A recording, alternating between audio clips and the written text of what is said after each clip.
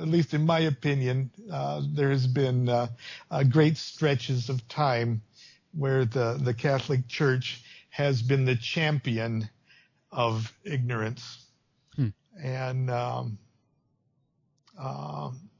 but personally, I think it goes back to whoever it was that wrote under the name of Paul, as far as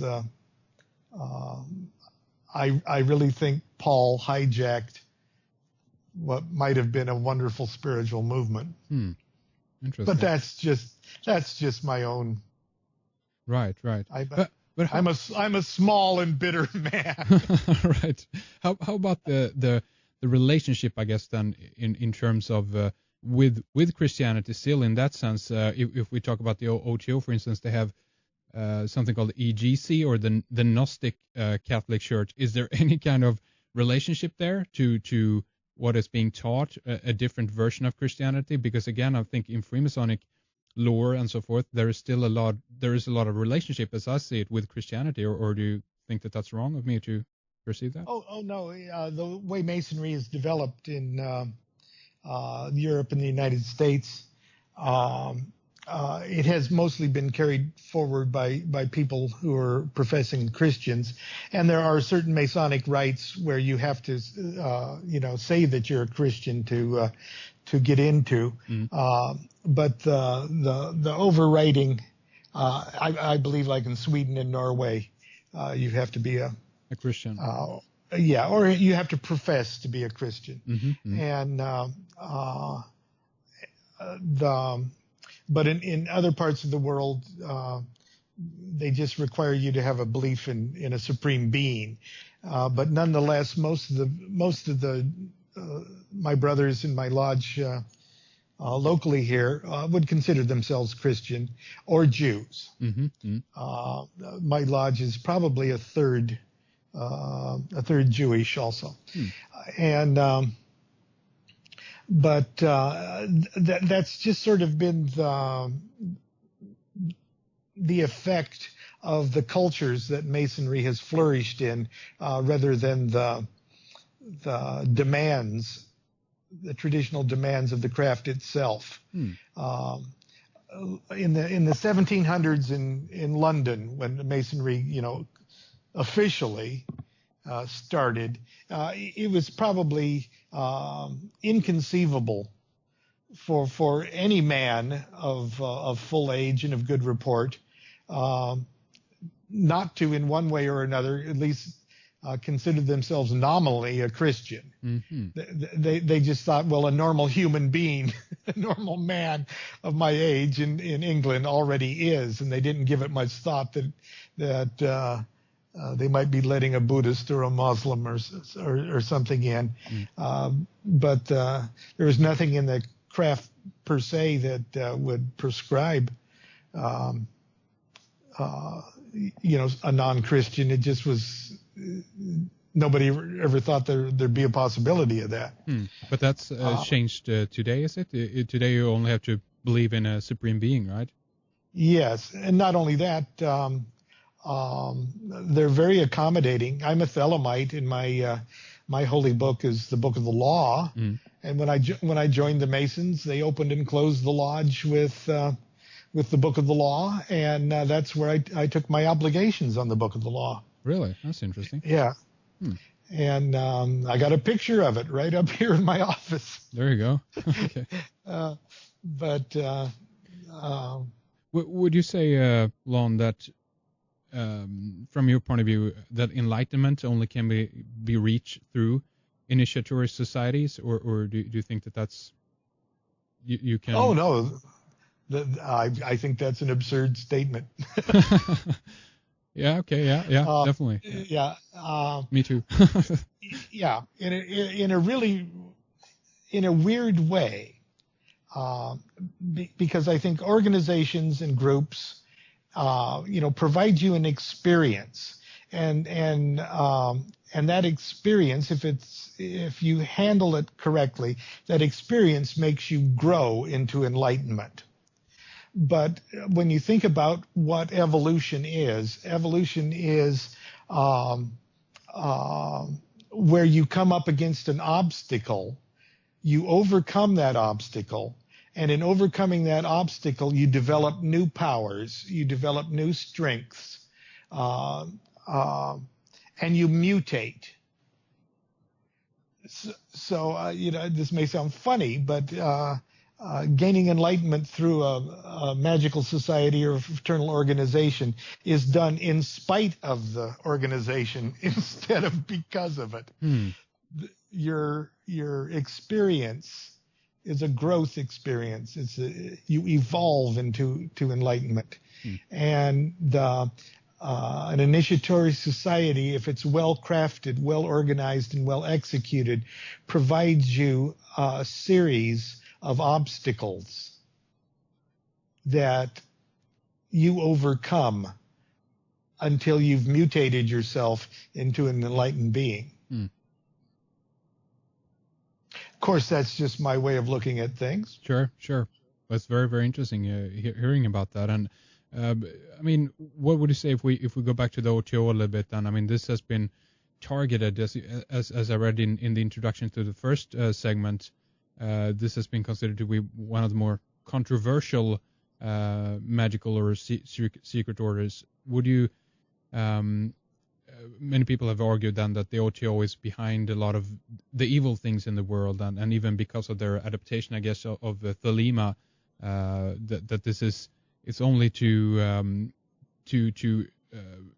make yourself. It's a kind of an ego-driven thing, I guess, with the idea of do what thou wilt, that shall be the whole of law. This has been very much interpreted that way by many people, and many Christians, by many people who aren't into that, so to speak. What would you say to that or against that, I guess?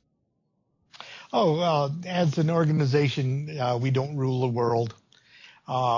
We have a hard time, getting through a yearly meeting.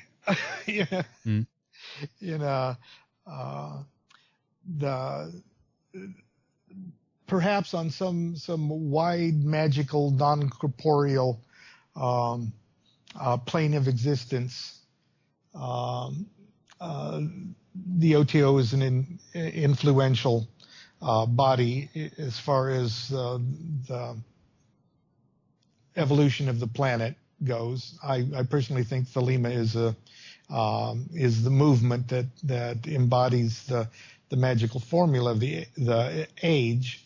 But I think that's a far greater concept than any one single organization can encapsulate or embody.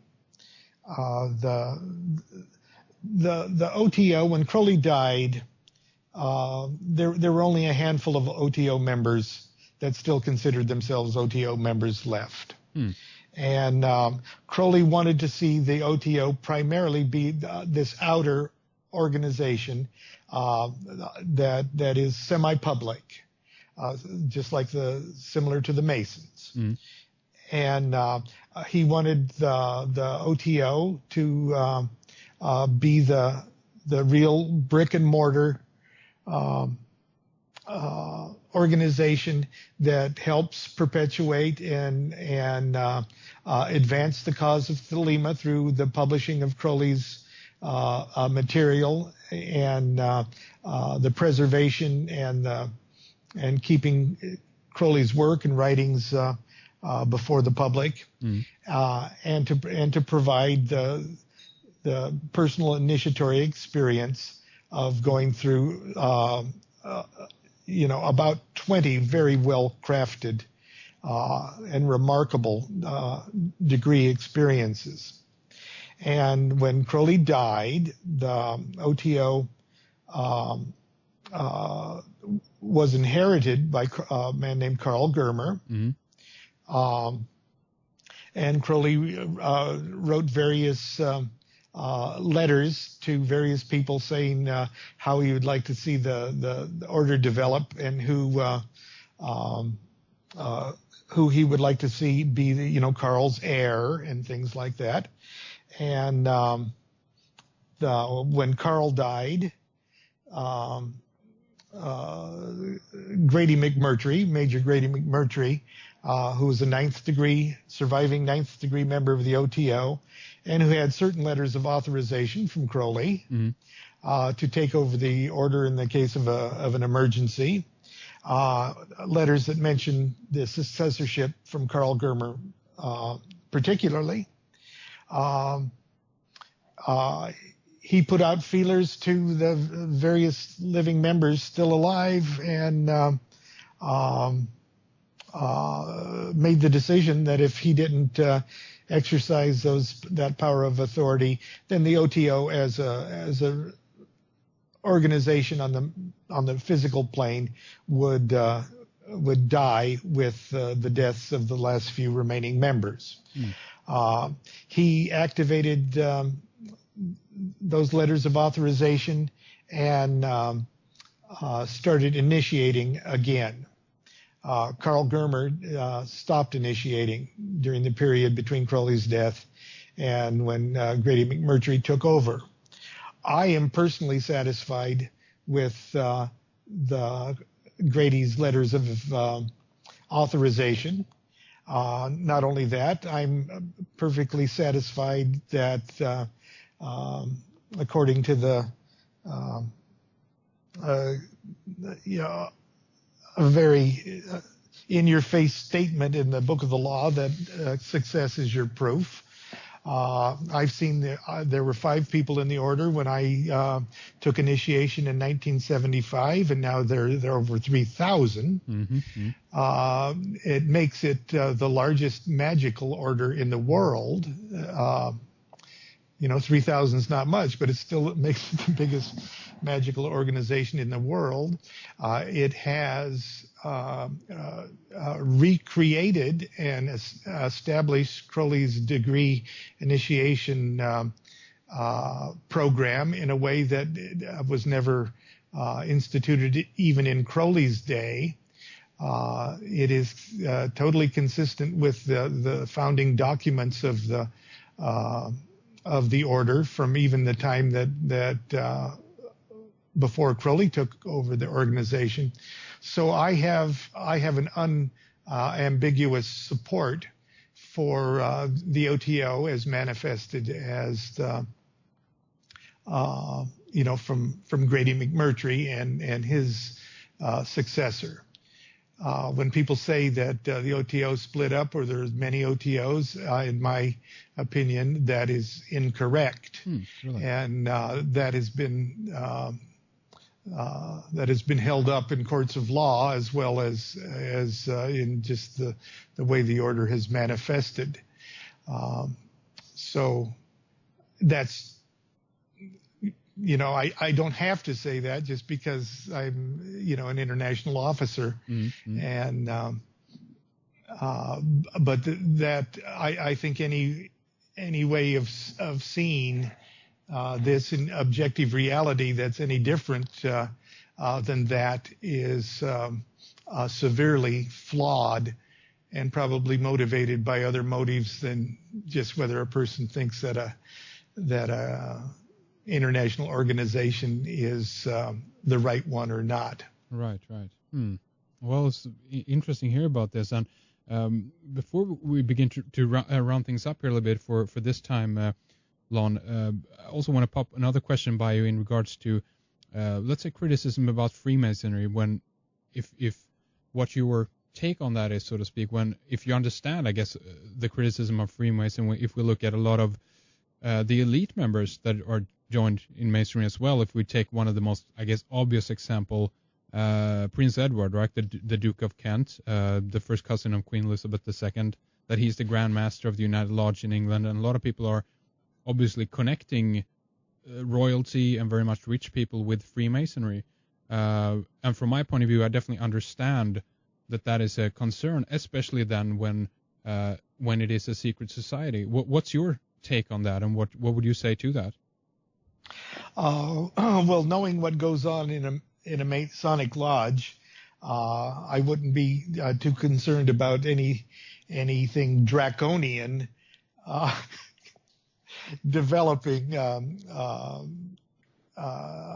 in Masonry itself. No matter who claims to to be a Mason.